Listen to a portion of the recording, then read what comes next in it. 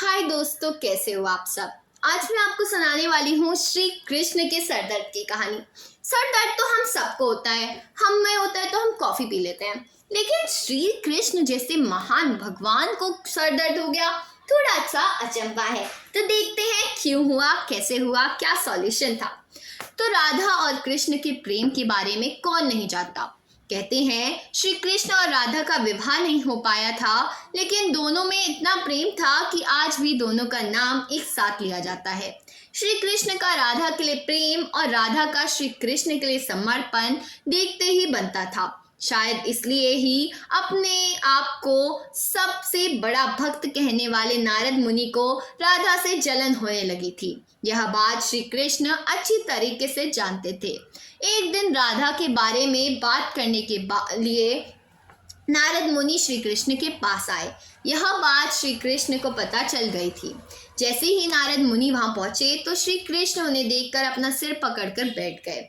नारद मुनि ने श्री कृष्ण से पूछा कि क्या हुआ प्रभु, आप ऐसे अपना सिर को पकड़ क्यों बैठे हो। श्री कृष्ण ने कहा, हे नारद मुनि, मेरे सर में दर्द हो रहा है। तो नारद मुनि ने कहा, प्रभु इसको दूर करने का उपाय क्या है। तब श्री कृष्ण ने कहा, अगर मैं आपको सबसे बड़ी भक्त का चरणामृत पी लूं तो इसे दूर किया जा सकता है।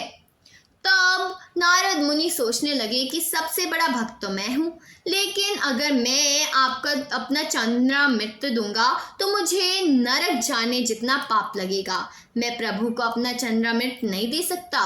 कुछ देर सोचने के बाद उनके मन में राधा का विचार आया और वे सोचने लगे कि लोग राधा को भी श्री कृष्ण का सबसे बड़ा भक्त मानते हैं, इसलिए क्यों ना मैं उनसे जाकर पूछ लूँ।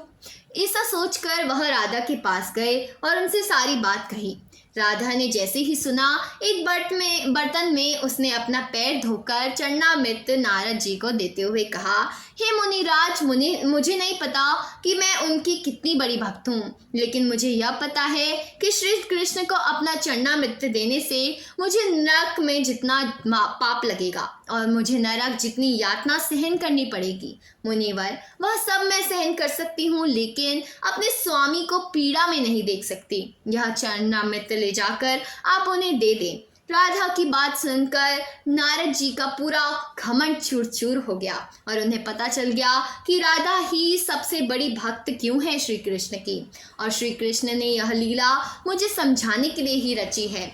जब नारद मुनि राधा के पास से वापस आ रहे थे तो उनके मुंह में केवल राधा का नाम की ही धुन सुनाई दे रही थी। जब वे कृष्ण के पास पहुंचे तो देखा कि कृष्ण केवल मुस्कुराए जा रहे हैं और नारद मुनि ने सारी बात को समझकर उन्हें प्रणाम करते हुए कहा, राधे राधे।